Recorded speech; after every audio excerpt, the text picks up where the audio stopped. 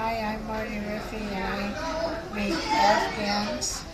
I have made 728 of them for nursing homes, and I made 87 of them for babies for